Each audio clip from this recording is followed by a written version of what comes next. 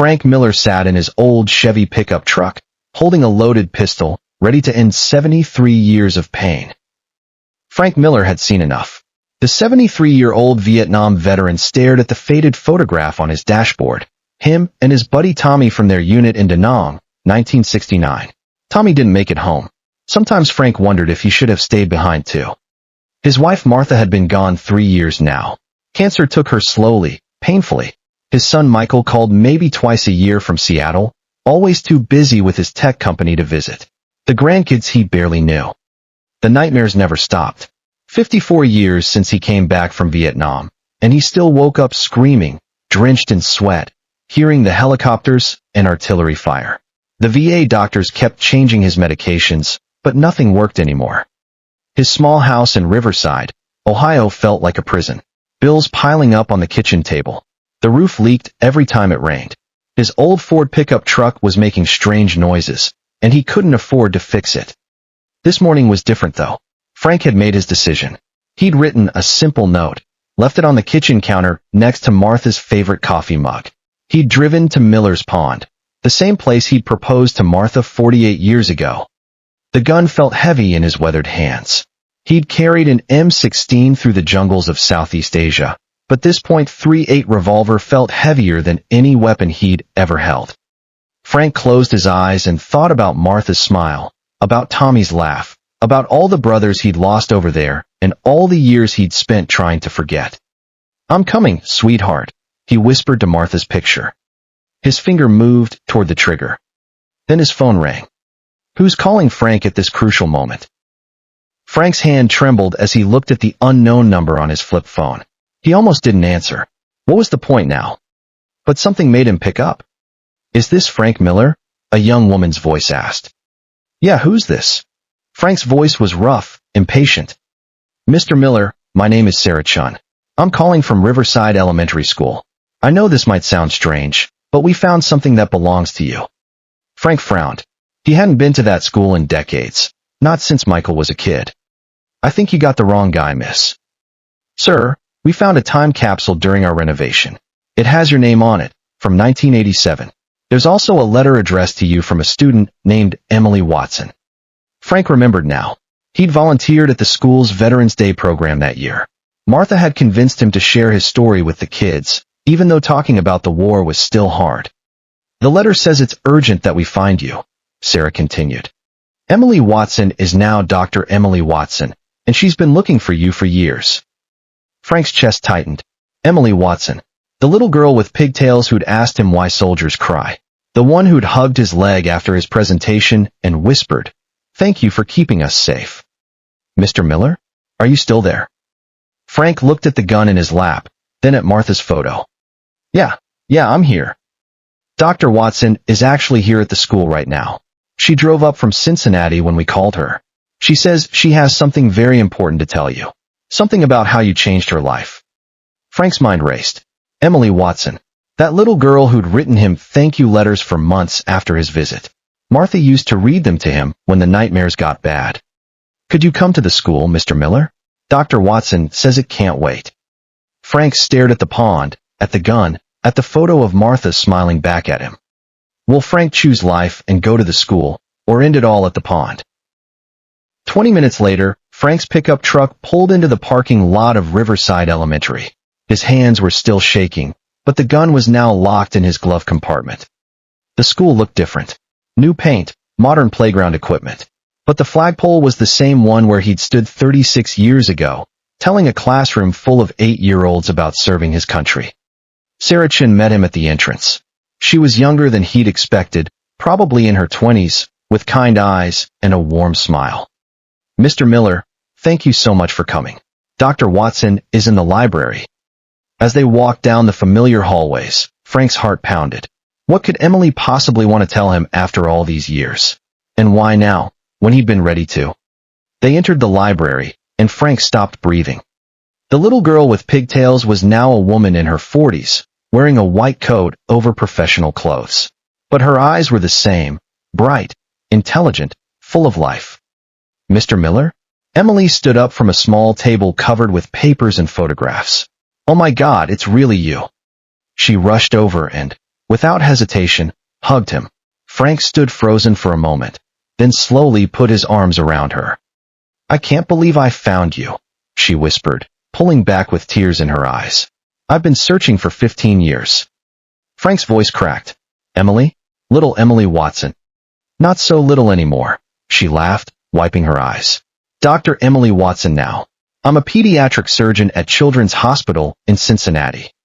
Frank stared at her. "A doctor?" "Because of you, Mr. Miller. Because of what you told us that day in 1987. She led him to the table, where Frank saw dozens of newspaper clippings, medical journals, and photographs. "You see, after your visit, I decided I wanted to help people the way you helped our country. You told us that being a hero meant serving others, even when it's hard, even when it hurts." Frank's legs felt weak.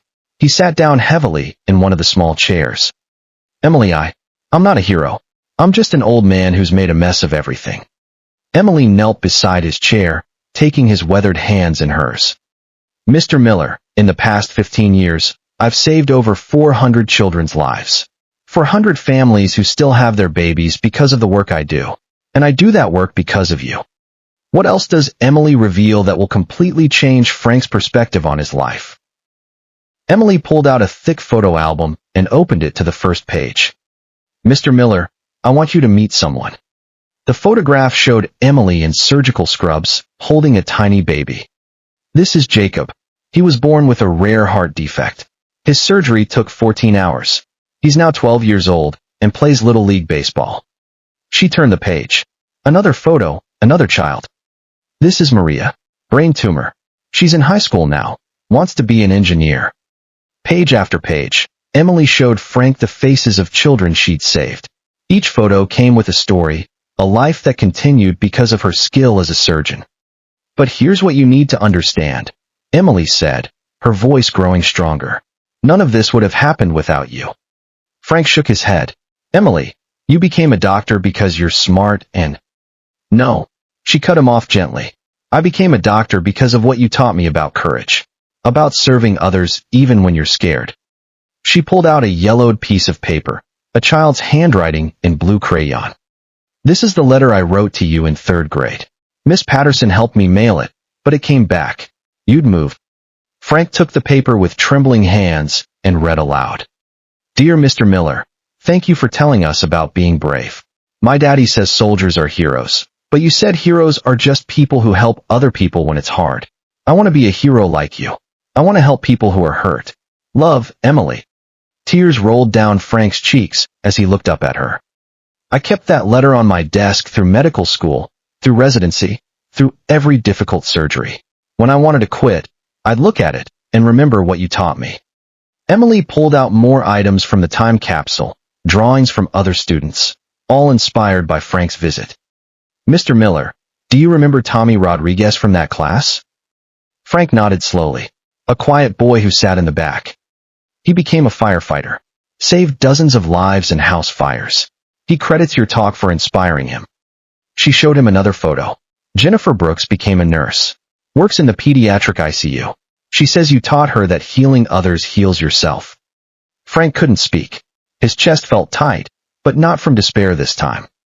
"Mr. Miller," Emily said softly, "you planted seeds that day. You had no idea they were growing." Emily reveals she knows about Frank's dark moment today, but how? Emily's expression grew serious as she pulled out her phone. "Mr. Miller, I need to tell you something. The reason I'm here today isn't just about the time capsule." Frank felt his stomach drop. "What do you mean?" "Your neighbor, Mrs. Patterson. She used to be our 3rd grade teacher, remember? She called me this morning." Frank's blood ran cold. Mrs. Patterson still lived next door to him, though he rarely spoke to her anymore. "She was worried about you. She saw you leave this morning and noticed you'd left your front door wide open. She found your note." Emily's eyes filled with tears. "Mr. Miller, she called me because she remembered how much my letters meant to you back then. She hoped, that if I could find you in time." Frank buried his face in his hands. The shame was overwhelming. "So you know about what I was going to?" "Yes," Emily whispered. "And I drove here as fast as I could because I needed you to understand something." She knelt down beside him again, forcing him to look at her. Mr. Miller, you saved my life when I was 8 years old. Not from a disease or an accident, but from a future without purpose. You gave me a reason to help others. She gestured to all the photos spread across the table. And through me, you've saved 400 other lives. Through Tommy Rodriguez, you've saved dozens more from fires. Through Jennifer Brooks, countless patients received better care. Frank shook his head. But I'm alone, Emily. Martha's gone. My son doesn't call. I have nothing left to give. That's where you're wrong, Emily said firmly. She pulled out her laptop and opened it to a video call screen. Suddenly, Frank was looking at a room full of people, men and women of various ages, all waving and smiling. Mr. Miller, Emily said, meet some of your kids. A man in a firefighter's uniform spoke first. Mr. Miller, this is Tommy Rodriguez. You probably don't remember me, but you changed my life in 3rd grade. A woman in scrubs was next. Mr. Miller, Jennifer Brooks. I'm a nurse because of you.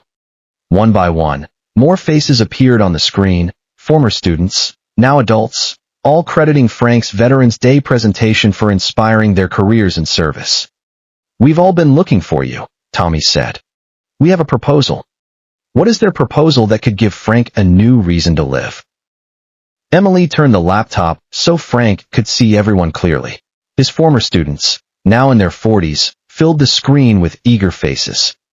Mr. Miller, Jennifer Brooks said from her hospital, we've been planning this for months. We want to start something called the Frank Miller Foundation. Tommy Rodriguez nodded enthusiastically.